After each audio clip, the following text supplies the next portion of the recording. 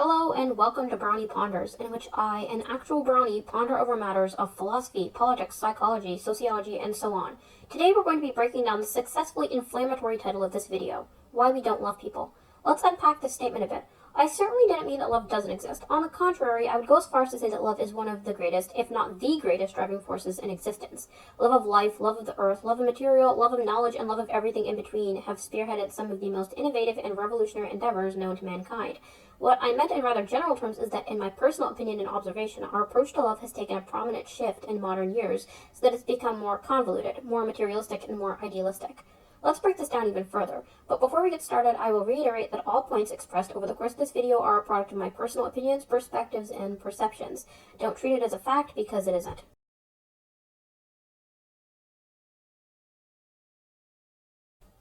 A significant percentage of the American population uses social media. To be precise, 82% of the U.S. population reported using social media in 2021. This renders social media platforms a weapon of mass information and a powerful tool of influence. Another prominent medium by which to reach a large audience is through cinematography. The human mind, being highly suggestible, soaks up information presented to it much like a sponge. But unlike a sponge, it is very difficult for the human mind to relinquish or reverse the acquisition of new information. As stated by Ralph Waldo Emerson, the mind, once stretched by a new idea, never returns to its original dimensions. As such, humans are often heavily influenced by the information and stimuli presented in the forms of mass media, such as movies, songs, social media posts, the news, blogs, articles, and so on. It's through these forms of mass media that what I like to call fantasy fuel has come into existence and expanded to awesome proportions. As you're probably well aware, most forms of mass media seek to entice and appeal for commercial purposes. This is why products such as, say, food often look way better than its original source, and similarly why social media, movies, and songs have mastered the art of projecting viewers into a liminal space between reality and a utopia. When we see an Instagram post of an influencer splayed out on a beach in designer clothes and appearing to have a great time, we don't typically read very deep into it. We may realistically know that hours are put into manicuring, primping, staging, and editing for the sole purpose of creating an appealing scene, but our minds often take mental shortcuts. And when we haven't expressly witnessed this extensive staging process, we may mentally cut it out of our initial perception of the scene. The same can be said for models. We are well aware that painstaking measures were taken to ensure that the model appeared visually pleasing and as close to perfection as possible on the cover of a magazine or on a social media post, but that doesn't stop us from comparing.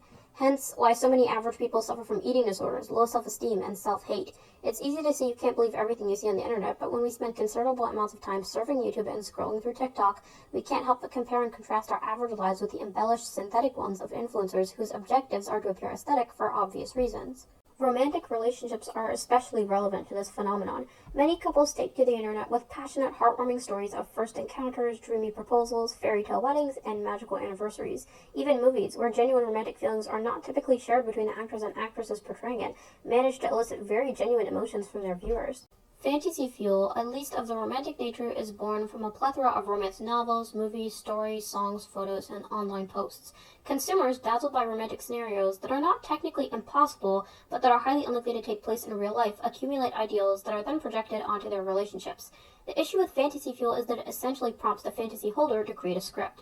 Reality, however, rarely follows a script, and so the fantasy holder is left disappointed, unsatisfied, and sometimes resentful to whoever shattered their fantasy. But think about that sentiment carefully. Is it reasonable for someone to be angry with their partner for not following a script that they may not have voiced? Additionally, what if their partner has an opposing fantasy? In my opinion, harboring specific and complex expectations about reality based upon a hyper-reality will undoubtedly leave you disappointed.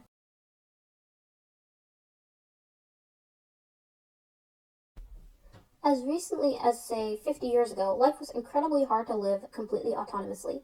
This was because every realm of life required a specific administrator. For example, men were the breadwinners. For most of history, this has been the case, with few exceptions. And conversely, women were the homemakers. Without a man, it was terribly difficult and sometimes impossible for a woman to financially support and protect herself.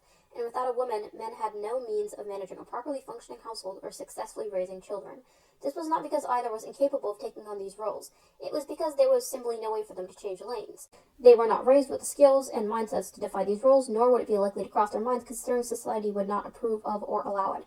But starting in the 80s, the nuclear family unit began to become increasingly uncommon. Divorce rates soared. Juvenile delinquency rose dramatically. Women continued to pour into the workplace and fill roles that had previously been exclusive to males. And national security had taken a blow after America's huge loss in Vietnam and the ongoing threat of Soviet attacks during the Cold War. Since then, family units have continued to shrink. Currently, it is completely within American norms for an individual to remain single and live on their own. Both women and men are capable of feeding, clothing, caring for, and financially supporting themselves without the aid of a life partner. Consequently, the pursuit of romantic love has become leisurely rather than necessary, and with the advent of online resources that remove the boundaries of locality, romantic options are broader than ever.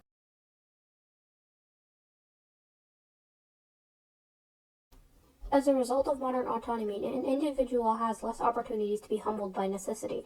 Most adults are capable of caring for themselves, so what reason do they have to submit to another human being, particularly in a romantic context? Nobody objectively needs a romantic partner, and because of this, individuals are deciding before they ever even enter a relationship exactly what they want, who they want it from, and how they want their relationships to unfold.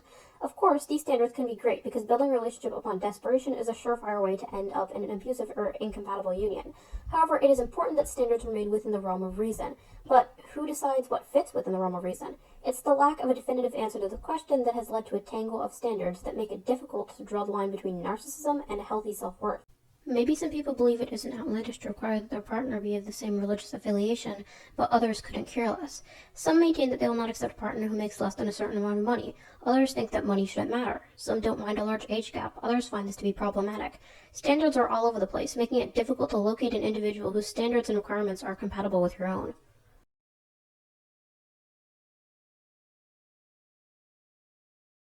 As previously mentioned, the advent of online resources has removed the boundaries of locality, and it would be foolish to pretend that these resources are not a massive test of loyalty. Of course, it goes without saying that if an individual is unfaithful in a relationship, there is a larger underlying issue, but that isn't to say that infidelity and sexual deviancy haven't been made a lot easier and consequently more rampant as a result of online materials. Instead of having to navigate an in-person affair, it is now possible to conduct an affair without having ever met in person. Interactions can be hidden behind phone and computer passwords, texts can be deleted, and search history can be cleared. It is now easier than ever to initiate and get away with infidelity. And the reason many cheat is 1, because they lack respect for their partner, 2, they feel that their relationship has gone stagnant or lost its spark, or 3, because they have desires that they feel have no place in their established relationship for whatever reason. These reasons never make unloyalty right, but they do exist regardless.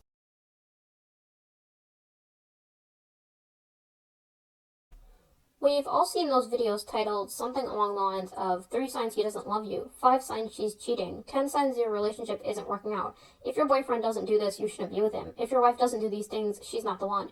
Yep, the videos and articles that tell you things about your relationship that you probably wouldn't have ever thought about if you hadn't read that article or clicked on that video. Don't get me wrong, there's some very educational content out there that can open your eyes to some real issues, but there's also a ton of content placing arbitrary guidelines and making you doubt what doesn't need doubting. For example, I came across a TikTok recently where a woman stated that if you mention something important to your significant other even once, that they should automatically gauge how important it is to you, and that if they don't, then you need to reassess whether or not your relationship is worth it.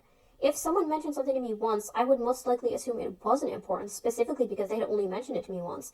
I would want them to tell me pointedly that it's important to them. Otherwise, how am I supposed to know? Nobody can read minds, so if something's important to you, just say so. I know sometimes it can feel unromantic to have to explicitly tell someone what you want, how you want it, and when you want it, but if it's that important to you, then maybe it's worth it just to be candid. Moreover, relationships are not all about one person's minute desires. Put yourself in your partner's shoes and ask yourself, would I like to be held to those standards? And remove your own feelings from this exercise. Don't justify your desires and standards or make light of them. Just honestly think, would I like to be held to that level of expectation? If the answer is no or a very hesitant yes, the issue may be your expectations and standards rather than your partner's ability to meet them. I would like to quickly add that this question should not apply to basic human respect or abuse. You should hold everyone in your life to very strict expectations in that aspect within reason, of course.